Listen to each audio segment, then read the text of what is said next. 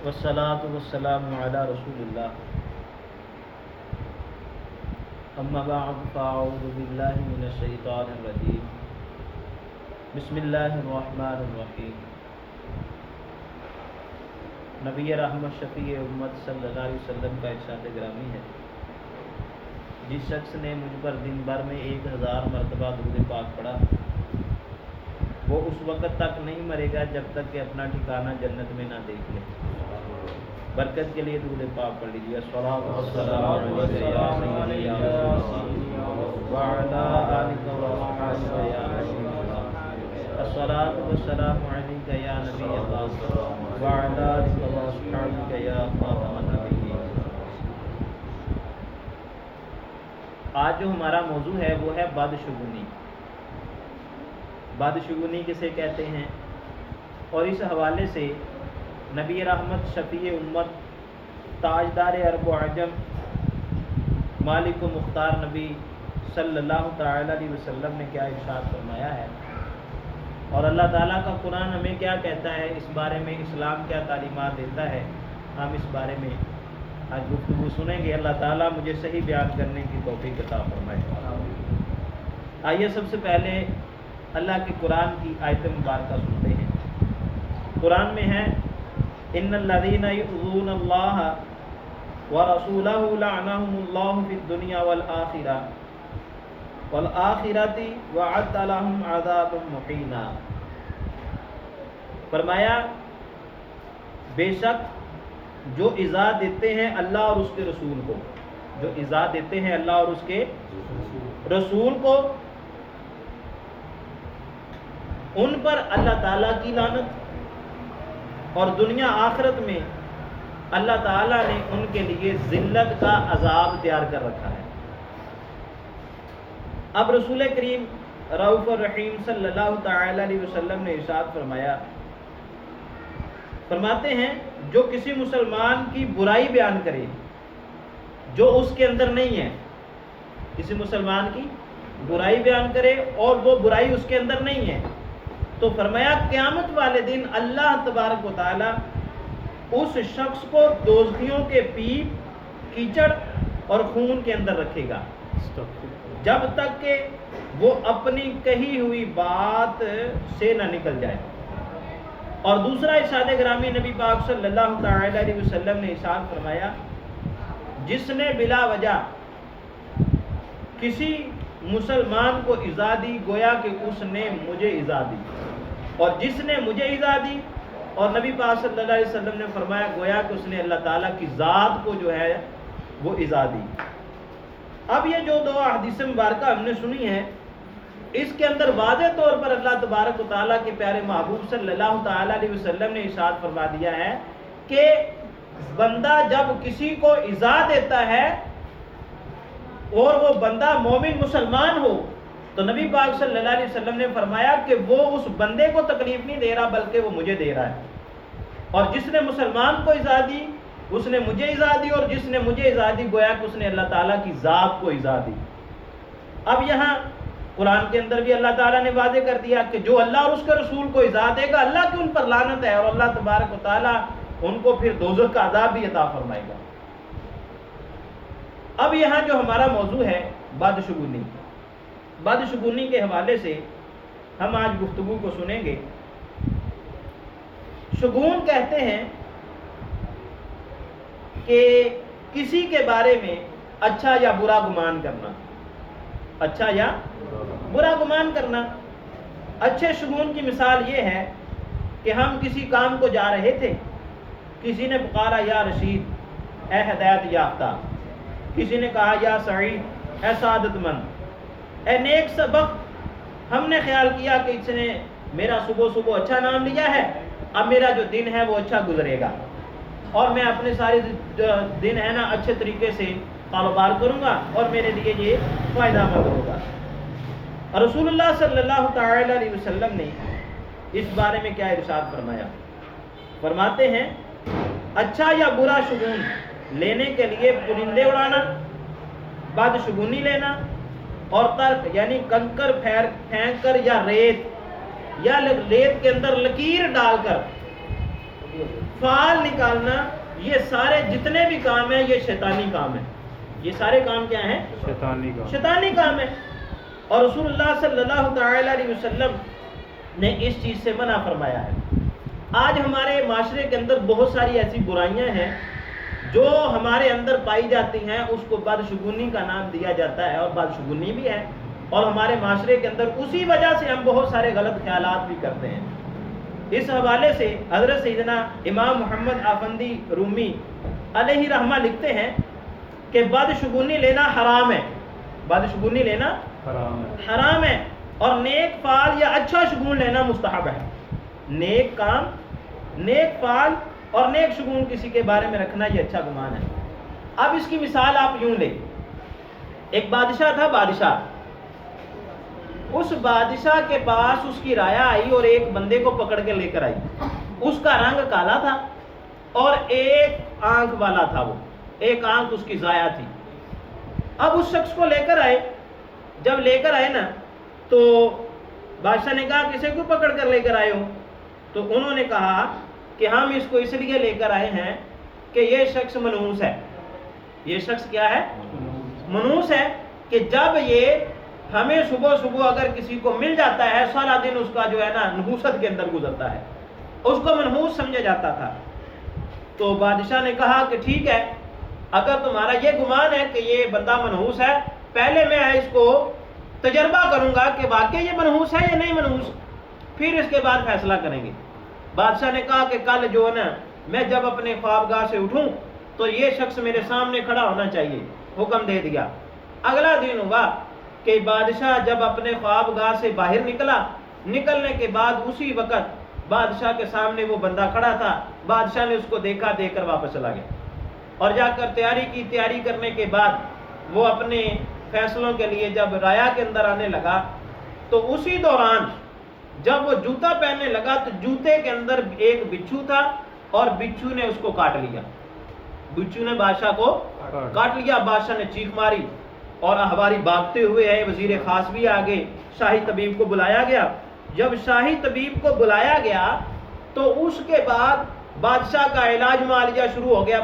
بادشاہ کی حالت پہلے غیر ہو گئی، پھر آہستہ آہستہ سنبھلتی پھر وہ ایک دن جب وہ تندرست ہوا تو پھر اس نے اپنی رایا کو جمع کیا اور فیصلہ کرنے کے لیے تخت پر بیٹھا. اور سب لوگوں نے کہا کہ آج اس منحوس بندے سے ہماری جان چھوٹ جائے گی، کیونکہ بادشاہ نے خود تجربہ کر کے دیکھ لیا ہے. جب بادشاہ فیصلہ سنانے لگا نا تو ان کا جو وزیر خاص تھا نا وہ کہنے لگا جی جان کی امان پاؤں تو کچھ عرض کروں. کہا جی بولو.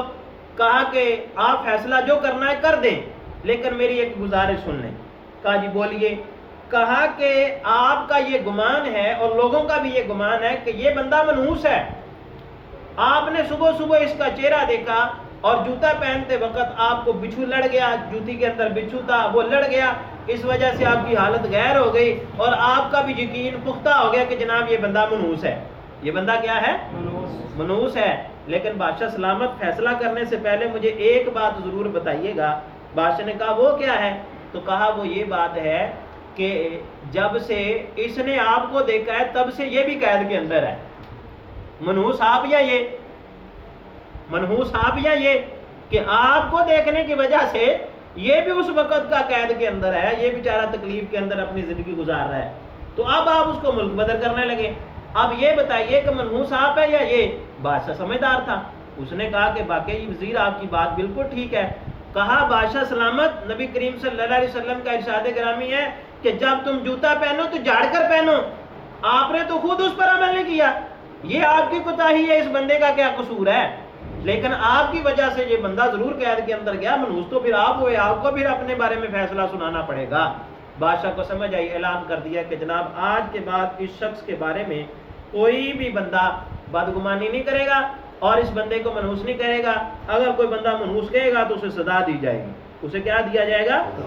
سزا دی جائے گی. تو اسی طرح ہمارے معاشرے کے اندر بہت ساری برائیاں ایسی ہیں جو بدشگونی کے حساب سے ہمارے اندر رائج ہیں اور لوگ ایک دوسرے کے بارے میں برا گمان کرتے ہیں.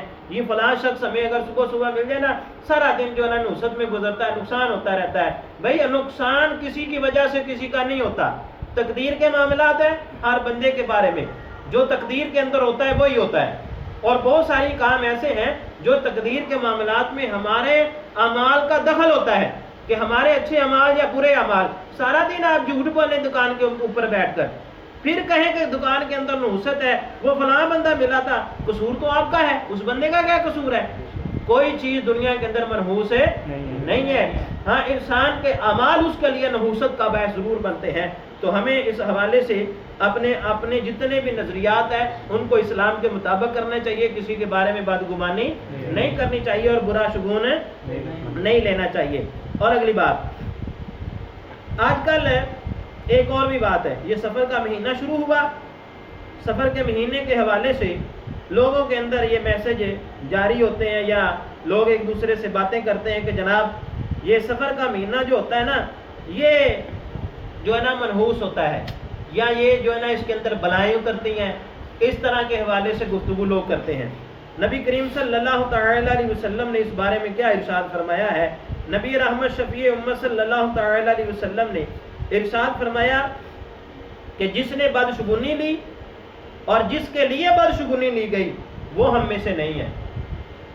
جس نے بدشگونی لی اور جس کے لیے بدشگونی لی گئی وہ ہم میں سے نہیں ہے۔ اور مزید آگے رسول اللہ صلی اللہ تعالی علیہ وسلم کا ارشاد گرامی سنیے۔ میرے آقا کریم صلی اللہ علیہ وسلم نے ارشاد فرمایا، 3 چیزیں جس شخص کے اندر ہوں گی وہ بلند درجے پر نہیں پہنچے گا، وہ بلند درجے پر نہیں پہنچے گا۔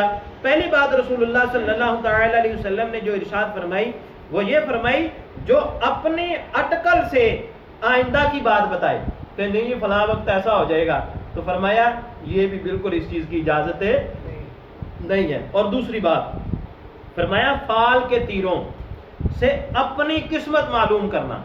یہ زمانہ جاہلیت کے اندر تیر پھینک کر اپنی قسمت کے حوالے سے جانا جاتا تھا۔